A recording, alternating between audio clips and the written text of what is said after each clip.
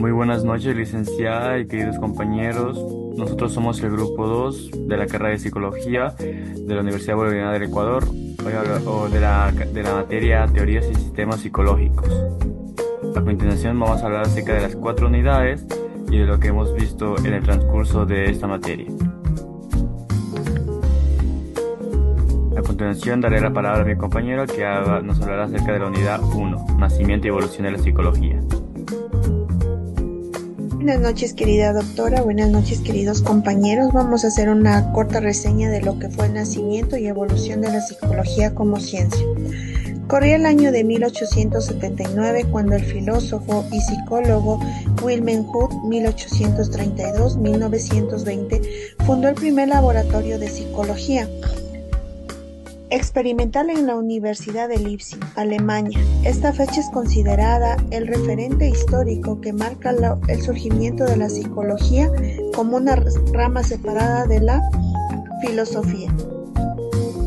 En efecto, si estudiamos los diversos escritos de filósofos como Platón, Aristóteles, Agustín Hipona, Tomás de Aquino, René Descartes, Emmanuel Kant, David Hume, encontraremos varias preguntas y respuestas de tinte psicológico, solo que no recibían este calificativo ya que no existía una disciplina formal llamada psicología. Que esta haya surgido en el siglo XIX no es casual. Tuvieron que darse una serie de condiciones para que ello fuese posible. El contexto en el que nace permeado por la filosofía moderna, así como los temas y problemas de ella, abordan particularmente aquello que tiene que ver con el conocimiento y la subjetividad. Tenemos también los orígenes y figuras claves. Fundador conceptual, Wilhelm Wundt, 1832-1920, es la figura central y a menudo llamado el padre de la psicología experimental. También tenemos principios y métodos. Objetivo: descubrir la estructura de la mente y la conciencia, descomponiendo las experiencias mentales en sus elementos constructivos más básicos. También tenemos los elementos mentales que fueron Wundt y Titchener. Identificaron 3 componentes fundamentales de la experiencia consciente, que son las sensaciones, imágenes, sentimientos. Métodos de investigación: la introspección controlada o experimental. Vamos a las 2 escuelas iniciales de lo que fue la psicología. Tenemos la escuela del estructurismo y el funcionalismo. El estructurismo, el qué de la mente.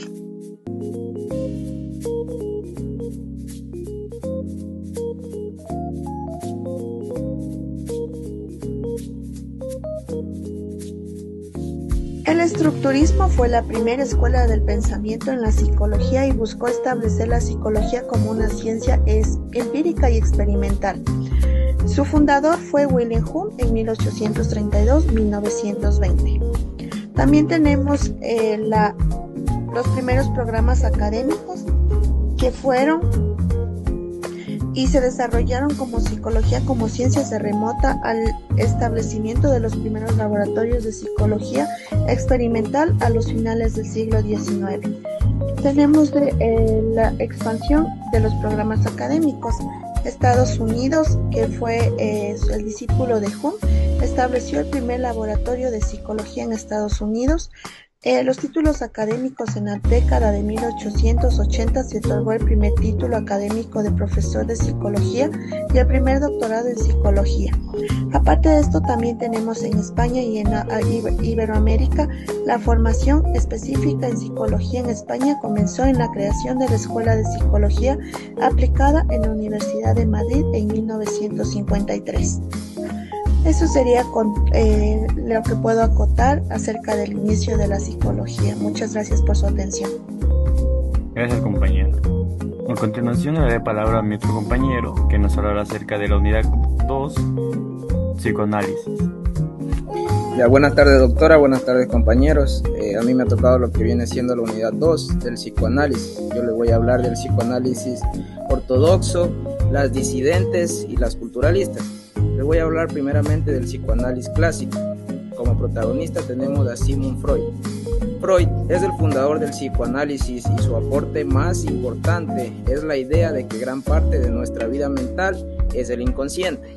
Esto no quiere dar a decir que nuestros deseos, conflictos, recuerdos y emociones más profundos no siempre lo vamos a encontrar disponibles para ser pensados directamente. También tenemos el aparato psíquico. Freud desarrolla dos modelos. Tenemos el modelo de primera tópica y el modelo de segunda tópica, que vendría siendo el modelo más avanzado. En la primera tópica tenemos el consciente, el preconsciente y el inconsciente. En la segunda tópica tenemos el yo y el superyo. Tenemos la parte instintiva, la impulsiva y la biológica, que esto es parte del ello. Parte del yo es el mediador entre deseos, como el ello, las normas, como el superyo, y la realidad. Y como el superyo tenemos la interiorización de normas sociales, valores y prohibiciones. También las que se forman a partir de la educación, de la cultura y la figura parental. También tenemos otro tema de la resistencia y la defensa, que nos habla que cuando una persona intenta hablar libremente aparecen resistencias, mecanismos que impiden recordar o aceptar ciertos contenidos dolorosos. Ejemplo, la risa nerviosa, cambios de tema, olvidar situaciones, justificar cosas, entre otras cosas. Las defensas también nos protegen del sufrimiento psíquico. Tenemos un ejemplo, la represión, la negación, la proyección y la racionalización. Y el objetivo terapéutico de esto no es solo recordar lo reprimido, sino hacer consciente de aquello que dirige la conducta sin que el sujeto lo sea para disminuir el sufrimiento. Tenemos otro tema de la psicología del yo y relaciones de objeto. Esto nos habla de Freud, que cuando él vio que surgieron escuelas que profundizaron en el papel del yo y las declaraciones, entre otros, que también le acompañaron actores como Heinz Hartmann, Erik Erikson, Margaret Magel y Otto Kerber. También tenemos el otro tema del estadio del espejo. Tenemos 4 ejemplos. De aquí nos habla sobre un niño que se reconoce en el espejo y se identifica con esa imagen externa de sí mismo. También tenemos el aprender, ejemplo, que cuando nos reconocemos a nosotros mismos como el ese soy yo. Y otra imagen que es idealizada, o sea, una imagen no completa de la persona en el espejo. Y la otra es de aquí nace el yo imaginario, que se habla un poco de nuestra mente, etc. Esta ha sido la unidad 2, los temas que me llamaron más la atención, compañeros. Y licenciada, muchas gracias por su atención. Gracias, compañero. Quisiera que me des un ejemplo de toda la unidad. ¿Me podrías dar un ejemplo acerca de lo que vistes o de lo que te llamó la atención con un ejemplo?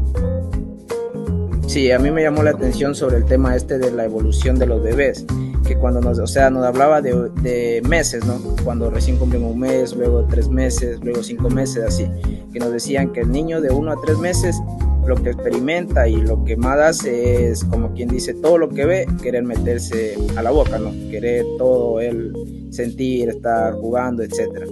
A partir de los 5 meses en adelante, cuando quieren, tratan de identificarse, ¿no?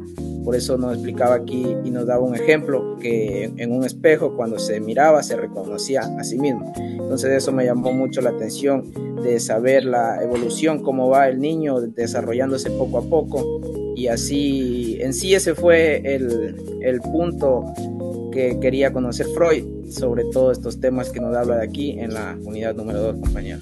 Muchas gracias, compañero. A continuación, daré paso a otro compañero que hablará acerca de la unidad 3, que es el conductismo clásico operante vicario.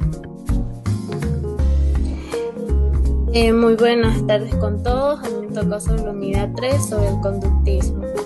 Conducta observable mediable. El conductismo estudia la conducta observable que puede ser medida y modificada a través de estímulos y respuestas. Ley de efecto de Tourniquet. Las conductas son consecuencias satisfactorias que se repiten mientras que las degradables disminuyen. Fundamento del análisis funcional. Influencia fisiológica. El conductismo fue influenciado por el positivismo, pragmatismo y evolucionismo, enfatizando la observación y utilidad del conocimiento. Revolución en psicología. El conductismo aportó una psicología más objetiva, científica, con técnicas para modificar y controlar el comportamiento. En base a todo eso, quiere decir que el conductismo se centra en estudiar conductas que pueden observarse mediante y modificarse mediante estímulos y respuestas, sosteniendo, según una ley de efecto de Tourniquet, que las conductas son resultados satisfactorios y tienden a repetirse. El conductismo clásico. En el conductismo clásico, los fundamentos del condicionamiento, el condicionamiento clásico se basa en la asociación entre un estímulo neutro y uno incondicionado para provocar una respuesta. Principio de adquisición. La adquisición es el proceso donde se emparejan estímulos para generar una respuesta condicionada específica. Generalización y discriminación. Generalización es responder a estímulos similares. Discriminación es diferenciar entre estímulos parecidos. El aprendizaje vicario. Definición del aprendizaje vicario. El aprendizaje vicario es adquirir conductas observadas a otros, sin experiencias directas. Experimento del muñeco bobo. Niños imitan a comportamientos agresivos o específicos observados en adultos en el muñeco bobo. 4 componentes del modelo: atención, retención, reproducción y motivación. Son claves para el aprendizaje vicario. Impacto en la psicología. El aprendizaje vicario influye en la educación y psicología clínica, para su énfasis en modelos sociales.